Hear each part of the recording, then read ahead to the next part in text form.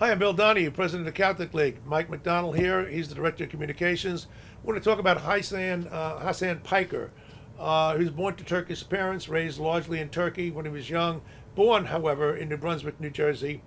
And people say, well, he's a left-wing radical, and well, of course he is. He's a communist. We know that. He's pretty much admitted that. The thing that I want people to understand is that if you just look at ideology alone, you say, well, the Democratic Socialists, Communist, all that Marxist stuff, you're missing something else. What really motivates him and fires him more than anything else is visceral hatred.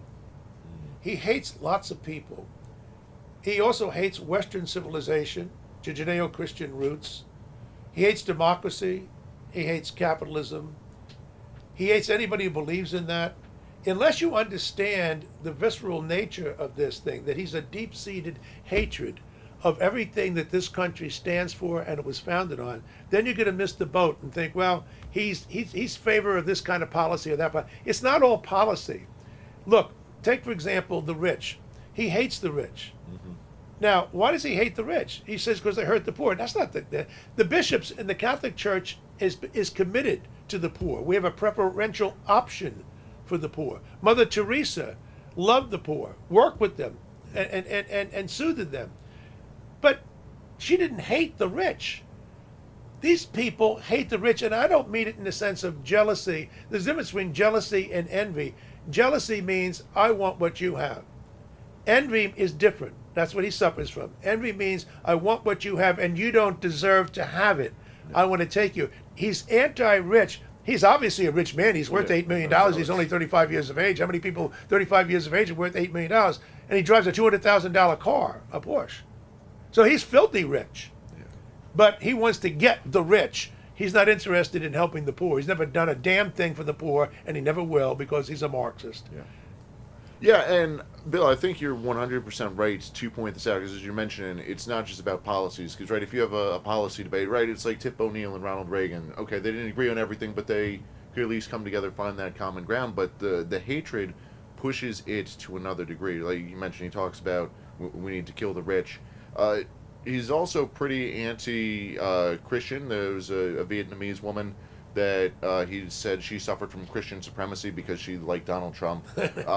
His love for Hamas and Hezbollah and these terrorist groups is well documented. He absolutely hates Jews. And then Mao, probably the greatest mass murderer of the 20th century, is like 60 million of his own people he killed. Some people say 77. It's very whatever it is. It's very very high. Yeah, he killed tens of millions. Tens of millions. That's a lot.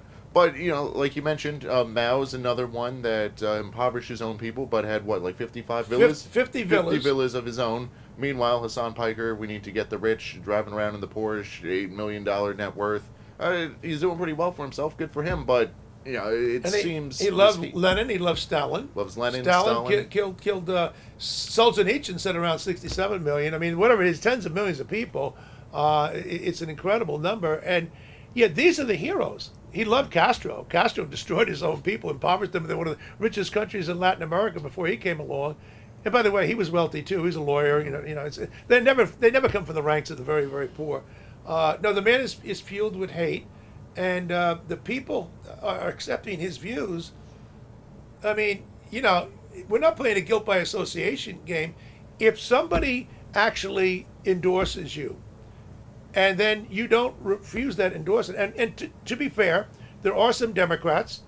My Congresswoman, Laura Gillen, Long Island, is one. And there are many others. They've said, we don't want your endorsement. And they've said, we don't want the endorsement of Kamala Harris, whatever. You can do that. But when you have somebody of this high profile, affecting and poisoning the minds of a lot of young people, and you don't take away from anything he said. And by the way, take a look at the article in the American Spectator, our friends there, run by Paul Kenger, the article by D. Roy Murdoch, the lead article. You got to be careful before you get into this thing. The man has the mouth. He'd make a sailor sound like he was angelic. This man is a filthy pig. And if you think I'm exaggerating, go ahead and read the article and then come back and let us know. Be good or be gone.